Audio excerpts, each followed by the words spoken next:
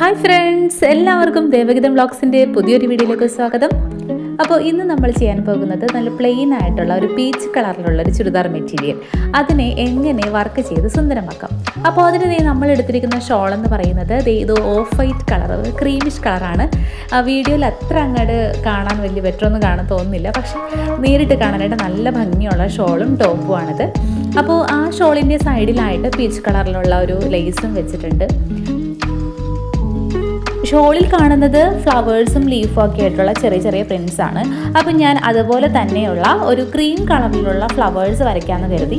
അപ്പോൾ വളരെ സിമ്പിളായിട്ട് എല്ലാവർക്കും വരക്കാൻ പറ്റുന്ന രീതിയിലുള്ള ഫ്ലവേഴ്സാണിത്.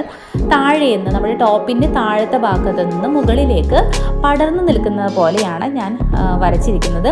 അപ്പോൾ പെൻസിൽ വെച്ചിട്ട് ആദ്യം ലൈറ്റായിട്ട് വരച്ചിട്ടുണ്ട്.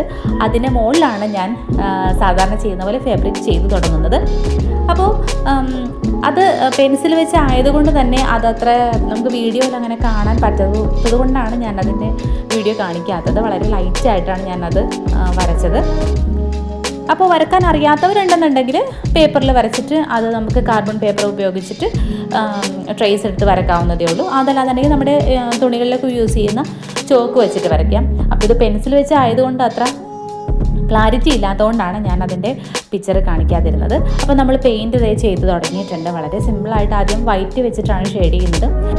അതിനുശേഷം ഞാൻ പിങ്ക്, അതുപോലെ തന്നെ യെല്ലോ ഓക്കർ ഇതൊക്കെ വെച്ചിട്ട് ആ ഒരു ക്രീമിഷ് കളറിലേക്ക്, കാരണം ഷോളിൽ ഒരു ചെറിയൊരു യെല്ലോയിഷ് ഒരു ടച്ച് കൂടി ഉണ്ട്. അപ്പോൾ അതും കൂടി വരത്തക്ക രീതിയിലാണ് ഞാൻ പിന്നീട് അതിൻ്റെ മുകൾ ഭാഗത്തായിട്ട് പെയിൻറ്റ് ചെയ്ത് സെറ്റാക്കിയത്.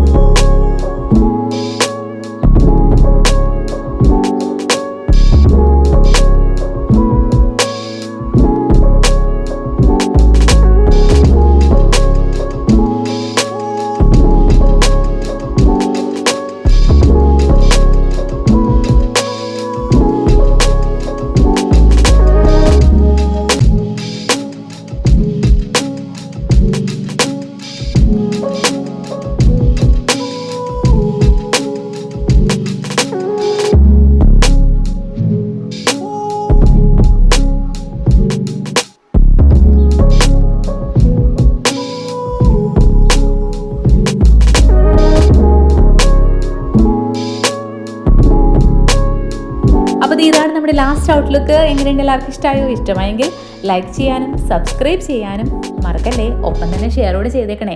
പിന്നെ തൊട്ടപ്പുറത്തുള്ള ഒരു ബെൽ ബട്ടൺ കണ്ടില്ലേ, അതും കൂടി ഒന്ന് അമർത്തണേ. അപ്പോൾ പുതിയൊരു വീഡിയോയുമായി വരുന്നത് വരെ എല്ലാവർക്കും ബൈ.